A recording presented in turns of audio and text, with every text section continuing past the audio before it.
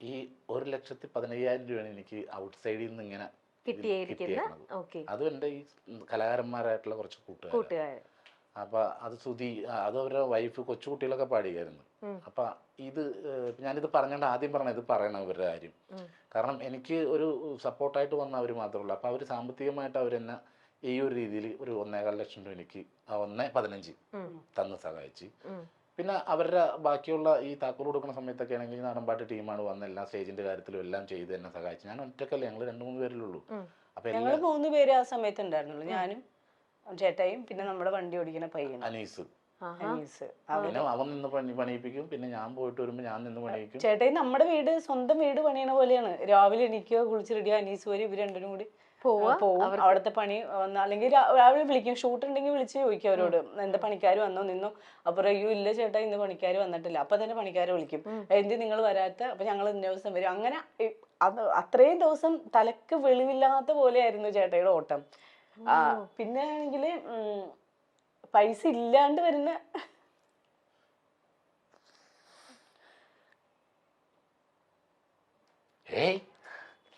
ഇല്ല ഏട്ടാ, അതൊരു ഇമോഷന്റെ ഒരു ഇതാണ്. ചേച്ചിക്ക് എത്രയാലും ഇമോഷൻ ആവും. എന്താന്ന് പറയുമ്പോ ഞാൻ അങ്ങനെ വലിയ കലാകാരനല്ല, വലിയ പേയ്മെന്റ് പഠിക്കുന്ന ആളല്ല. അപ്പൊ അതുകൊണ്ട് നമുക്ക് തന്നെ ഇത് ചില സമയത്ത് നമുക്ക് കൂട്ടിമുട്ടിക്കാൻ പറ്റാണ്ടാവും. അപ്പൊ ഞാനൊരു ഇവിടുന്ന് അനീസ് വിളിക്കും, ചേട്ടാ ഇങ്ങനെയാണ് സംഭവം, ഇങ്ങനെയാണ് വാർക്കലിന് ഇത്ര പേര് ഉണ്ട്, ഇതൊക്കെ പറയുമ്പോഴത്തേക്കാണെങ്കിൽ ഞാൻ പറയാം വെയിറ്റ് ചെയ്യുന്നുണ്ട് ഇങ്ങനെ.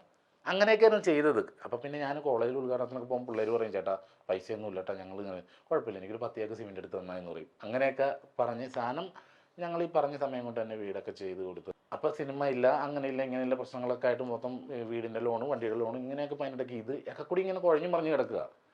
അപ്പം എനിക്ക് എൻ്റെ ഉള്ളിൽ ഒരു ഉദ്ദേശം ഉണ്ടായിരുന്നു, ചിലപ്പോൾ പാളാൻ സാധ്യത ഉണ്ടിട്ടാണ് ഞാൻ പറഞ്ഞത്.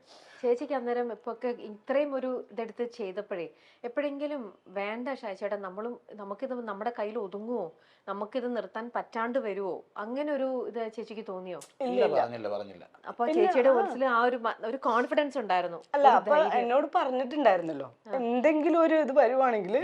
നോക്ക്, നമ്മുടെ കൂട്ടത്തിൽ തന്നെ നമ്മൾ ഈ കണ്ടുകൊണ്ടിരിക്കുന്ന എത്രയോ പേര് ഇന്നത്തെ കാലത്ത് നമ്മൾ നോക്കിക്കഴിഞ്ഞാൽ നമ്മുടെ സമൂഹത്തിൽ സെൽഫിഷ് ആയിട്ടുള്ള ആൾക്കാരാണ് കൂടുതൽ. എല്ലാവരും നമ്മളൊക്കെ ഏതെങ്കിലും ഒരു പോയിന്റിൽ, ഞാൻ ഉൾപ്പെടെ നമ്മളെല്ലാവരും ഒക്കെ സെൽഫിഷ് ആയിട്ട് പലപ്പോഴും ചിന്തിക്കുന്ന ആ ഒരു സാഹചര്യത്തിലാണ് ഇവർ രണ്ടുപേരും ഒരു രീതിയിലും ഒരിത്തിരി പോലും ഇവർ സെൽഫിഷ് ആയിട്ട് ചിന്തിച്ചിരുന്നെങ്കിൽ ഇന്ന് ഈ പറയുന്ന വനജ എന്ന് പറഞ്ഞ അവർക്ക് ഈ വീടും കാര്യങ്ങളും ഒന്നും ഉണ്ടാവില്ലായിരുന്നു. ഇന്നിപ്പോൾ ചേച്ചിയുടെ കണ്ണിൽ നിന്ന് വരുന്ന ഇതുണ്ടല്ലോ, അതെന്റെ പൊന്നു ചേച്ചി, അത് ഒരുപാട് പേര് ഭയങ്കരമായിട്ടും അത് ഇത് ചെയ്യേണ്ട ഒരു ഇതാണ്. ഇത് ഞങ്ങള് ആ സമയം എന്ന് പറഞ്ഞാൽ കൊണ്ടുപിടിച്ചു. ഞാൻ ആ സിനിമയായിട്ട് വന്ന സമയത്താണ്. അപ്പൊ നിറച്ച് പടങ്ങൾ വെക്കണ്ടേ, ആ സമയത്താണ് നമ്മൾ വീട് വെക്കണം. അത്ര നാളെ ഞങ്ങൾ 15 വർഷം അടക്കം താമസിക്കും. വീട് വെച്ച് കയറി എൻ്റെ അമ്മയുടെയും വൈഫിൻ്റെ അമ്മയുടെ എല്ലാവരും ആഗ്രഹം ഞങ്ങൾ എവിടെയും സെറ്റായി കാണാനായിട്ടായിരുന്നു. അപ്പോൾ ഇതൊക്കെ കഴിഞ്ഞ് ഹാപ്പിയായി. പിന്നെ അത് കഴിഞ്ഞിട്ട് പിന്നെ ഇത് വീടിൻ്റെ പരിപാടിയൊക്കെ തീർത്ത് താക്കോലൊക്കെ കൊടുത്തതിന് ശേഷമാണ് നമുക്ക് ഈ ലോൺ എന്ന് പറഞ്ഞൊരു സംഭവം ഉണ്ടല്ലോ, ഇത് അങ്ങോട്ടും കൂടെ അടക്കാനില്ല. അപ്പം ഞാൻ നേരത്തെ പറഞ്ഞു. പിന്നെ അല്ല, എന്നോട് പറഞ്ഞിട്ടുണ്ടായിരുന്നു ചിലപ്പോ ഇപ്പൊ എല്ലാവരും മാറിക്കളഞ്ഞപ്പോ നമ്മളെ കൊണ്ട് പറ്റാത്തൊരവസ്ഥ വരുവാണെങ്കിൽ ഞാൻ വീട് വിൽക്കും എന്ന് പറഞ്ഞിട്ടുണ്ടായിരുന്നു. നമ്മൾ ഓക്കെ, അങ്ങനെ നമുക്ക് അവരോട് പറയാൻ പറ്റില്ലല്ലോ ഞങ്ങളുടെ ഇനി പൈസ ഇല്ല, പണി നിർത്തി വെക്കണമെന്ന് പറയാൻ പറ്റില്ലല്ലോ. ആരൊക്കെ ഇട്ടിട്ട് പോയാലും നമുക്കത് ചെയ്യാണ്ടിരിക്കാൻ പറ്റില്ല. രശ്മി ചേച്ചിയുടെ ആ ഒരു വലിയൊരു സപ്പോർട്ടാണ്.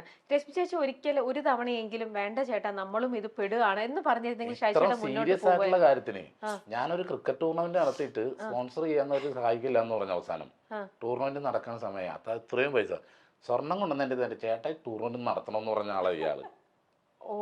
അല്ലാതെ ഒരു തവണ പോലും നമുക്കൊരു ജീവിതമില്ലേ, നമുക്കും ജീവിക്കണ്ടേ എന്നുള്ള ഒരു സംഭവം ചേച്ചി പറഞ്ഞിട്ടില്ല. ഇല്ല, ഒരിക്കലും പറഞ്ഞിട്ടില്ല.